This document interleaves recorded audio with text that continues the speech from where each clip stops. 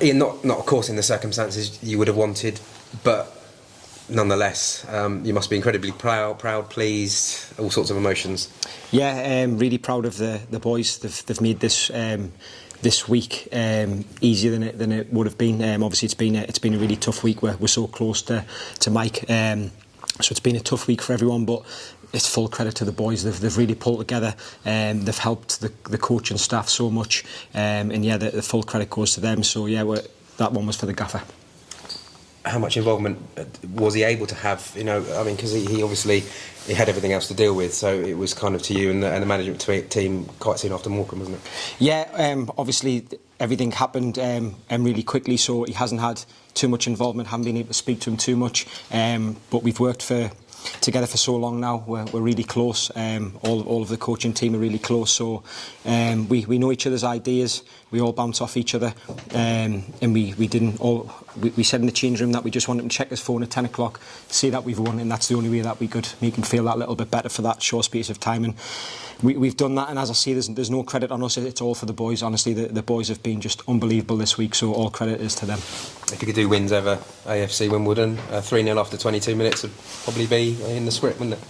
Yeah, it was a bit. The game was a bit chaotic. I wanted more calmness. I don't like not having the ball. I wanted to have more of the ball. I thought that we could have maybe controlled the game a little bit better. I wanted us to pass the ball a little bit more and smooth things out. But the boys just wanted to go for the goals all the time, which is, you know, it's a derby, so the emotions are running high. But I thought the boys were just fantastic. I thought the performance was good for a derby. Obviously, there's things that we want to improve on, that we will improve on. But as a whole, it's been a really good night for the football club. Dan Kemp getting his first goal, of course. I mean, he scored so many goals for other clubs. I mean, he'll probably never buy a pint in Milton Keynes again, will he, scoring the opening goal tonight? Yeah, Kemp, he's been unbelievable since he came back.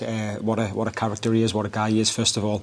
And he works so hard. So we're not too fussed on if he scores or if he assists every week. It's more the work rate that he gives, that's always going to come. And all we can ask is that he works as hard as he possibly does.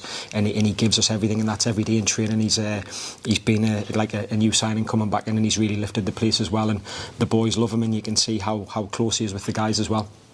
We talk about Max Dean quite often because he's involved quite often. Yeah. And even when he doesn't score, I mean, he was the reason really for the two sendings off. He was, you know, put himself on the line for the own goal, caused that. I mean, he got man of the match and didn't score, and that he's just everywhere.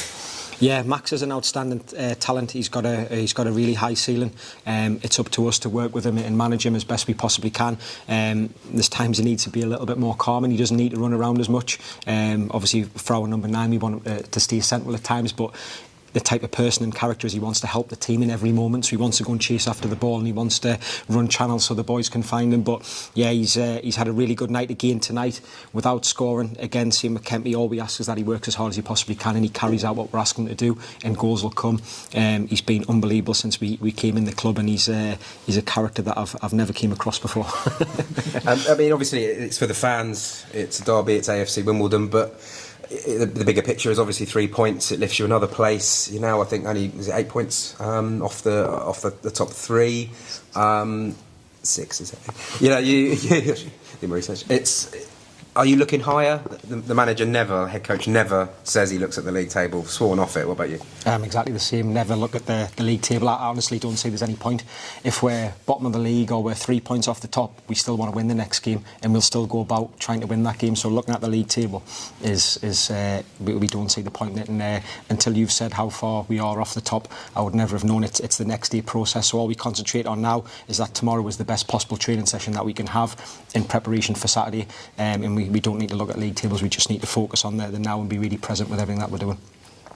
I think after Saturday, when there were quite a few chances that went begging, particularly in the first half, I mean, taking all of your chances in those first 20 minutes, exactly the start you wanted. Yeah, it's really nice when the goals go in. We said when I spoke to you previously about the performance being the most important thing, but obviously everyone wants to win football matches. That's why we do it. So when we take them opportunities and the ball hits the back of the net, it's such a good feeling, and it really gave us that momentum from the first half. And then it was just about managing the game as best we possibly could, and I thought the boys done that extremely well. We could have been a little bit cleaner with the ball at times, but again, on a tough night, tough weather in a derby, I'm not going to complain.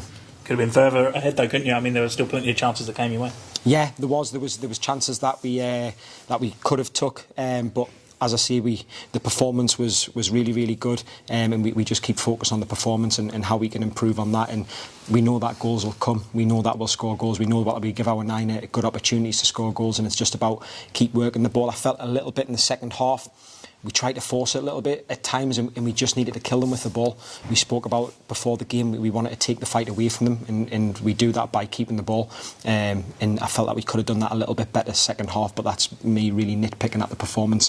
But as I say, I won't go further into that. We'll address that, and we'll get better from it. But tonight's just about celebrating a really good 3 points. I mean, you can see how together the group is, but that celebration at the end, in front of the supporters as well, you can see how much it meant to all of them.